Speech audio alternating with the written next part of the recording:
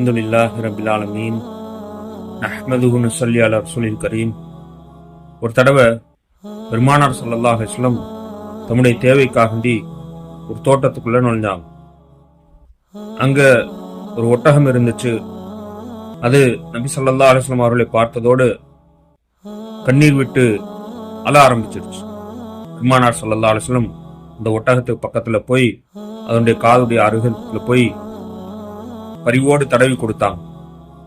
பிறகு கேட்டாங்க, இது யாருடைய ஒட்டகம்னு சொல்லி. ஒரு அன்சாரி சாஹாபி வந்து சொன்னாரு, யார் ரசூலுல்லாஹி ஸல்லல்லாஹு அலைஹி வஸல்லம், இது என்னுடைய ஒட்டகம் தான் சொல்லி. நபி ஸல்லல்லாஹு அலைஹி வஸல்லம் இந்த அன்சாரி சாஹாபிட்ட சொன்னாங்க, இந்த ஒட்டகத்தை உரிமையாளனாக்கிய, உனக்கு உரிமையாளனாக்கிய அல்லாஹ் நீ பயந்து கொள்ளலையா அப்படின்னு சொல்லி கேட்டுட்டு, இதை பட்டினி போட்டு அதிகமான வேலை வாங்குறதாக இந்த ஒட்டகம் முறையிடுகிறது அப்படின்னு சொல்லி சொன்னாங்க.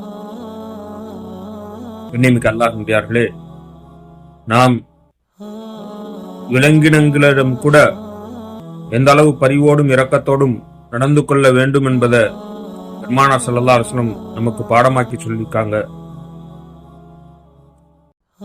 மிருகங்களிடம் இவ்வளவு இரக்கத்துடன் நடந்து கொள்ள வேண்டும் என்று நபி ஸல்லல்லாஹு அலைஹி வஸல்லம் நமக்கு சொல்லியிருக்காங்கன்னு சொன்னா,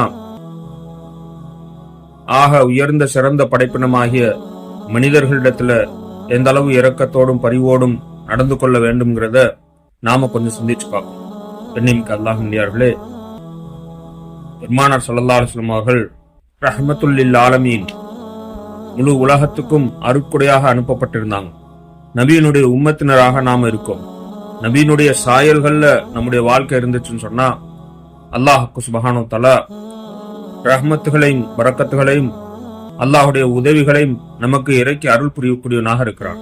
அப்படிப்பட்ட சிறந்த உயர்ந்த நல்லடியார்களாக அல்லாஹ் நம் அனைவரும் ஆக்கி அருள் புரிவானாக.